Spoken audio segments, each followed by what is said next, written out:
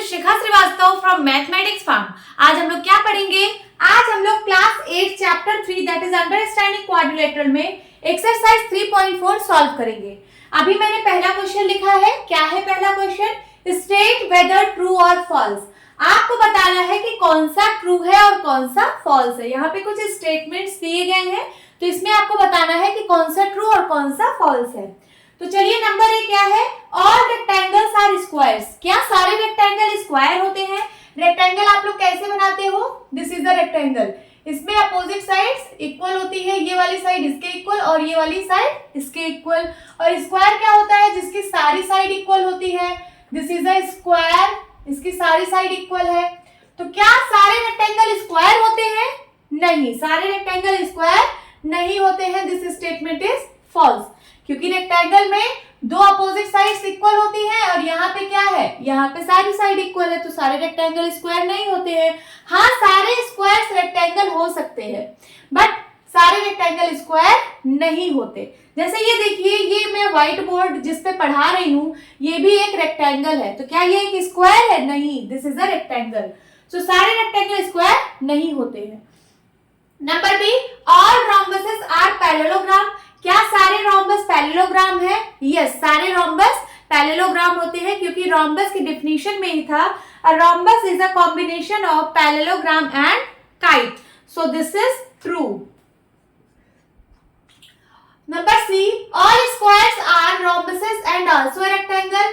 क्या जो सारे स्क्वायर हैं वो रोम्बस और रेक्टेंगल होते हैं? क्या सारे स्क्वायर रोम्बस और रेक्टेंगल होते हैं? यस, क्योंकि आपने स्क्वायर के डेफिनेशन में पढ़ा था कि ये जो है, इसमें सारी रोम्बस की भी प्रॉपर्टी होती है और रेक्टेंगल की भी प्रॉपर्टी होती है। क्यों? क्योंकि रोम्बस की क्या प्रॉपर्टी है कि इसकी सारी साइड इक्वल होती है, और स्क्वायर में भी सारी साइड इक्वल होती है। और रेक्टेंगल में क्या है कि इसके चारों एंगल्स जो होते हैं वो 90 डिग्री के होते हैं, और स्क्वायर के भी सारे एंगल 90 डिग्री के होते हैं। तो इसका मतलब all squares are rhombuses and also rectangles. This is true. Now D part, all squares are not parallelogram. क्या सारे स्क्वायर्स पैरेललोग्राम नहीं है? So this statement is false, क्योंकि सारे स्क्वायर की डेफिनेशन क्या है? Square is a rectangle having all side equal. Square की डेफिनेशन में एक रेक्टेंगल वर्ड आया, तो रेक्टेंगल की डेफिनेशन क्या है? Rectangle is a parallelogram having all angles 90 degree या फिर ऑल एंगल्स इक्वल। तो सारे, इसका मतलब स्क्वायर जो है वो पैरेललोग्राम होते हैं, और यहाँ पे लिखा है all squares are not parallelogram, तो this is false. Number A part, all kites are rhombuses. क्या सारे काइट्स रोम्बस होते हैं? काइट कैसे बनता है? This is kite. रोम्बस कैसे बनता है?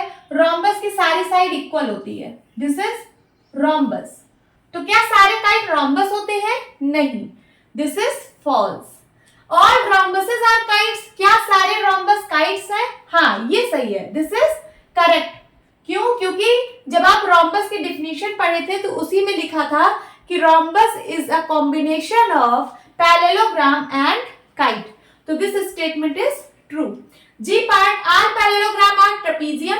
क्या सारे पैरेललोग्राम ट्रेपीजियम है? तो मैं एक पैरेललोग्राम यहाँ पे बना लेती हूँ। पैरेललोग्राम में क्या होते हैं? अपोजिट साइड इक्वल होते हैं, और एक यहाँ पे ट्रेपीजियम बना लेती हूँ। This is trapezium. ट्रेपीजियम में कोई एक पेयर साइड का पैरेलल होता है। तो जैसे यहाँ पे ये दोनों पैरेलल है, और इसमें क्या है? इसमें ये दोनों पैरेलल है और ये दोनों भी पैरेलल है। इसमें दोनों अपोजिट साइड्स पैरेलल होती है। तो क्या सारे पैरेललोग्राम को हम ट्रेपीजियम बोल सकते हैं? हाँ, बोल सकते हैं, क्योंकि ये एक पैरेललोग्राम है। पैरेललोग्राम में दोनों साइड पैरेलल होती है, इसमें सिर्फ एक साइड। लेकिन ऐसा तो नहीं लिखा कि सिर्फ एक ही साइड पैरेलल होनी चाहिए। दूसरी साइड के बारे में तो कुछ हमको बताया नहीं है। वो पैरेलल भी हो सकती है, नहीं भी हो सकती है, कुछ भी हो सकती है ना। तो इसकी दूसरी साइड के बारे में कुछ कहा नहीं है, सिर्फ ये कहा है कि हाँ, इसकी एटलीस्ट एक साइड पैरेलल होनी चाहिए। दूसरी साइड भी पैरेलल होगी तो कोई बात नहीं, तब भी वो रहेगा तो ट्रेपीजियम ही। So all parallelograms are trapezium. तो ये भी तो एक ट्रेपीजियम है। देखिए, इसकी एक साइड तो एटलीस्ट एक साइड तो पैरेलल है ही है। दूसरी साइड से हमें मतलब नहीं है कि पैरेलल है कि नहीं है।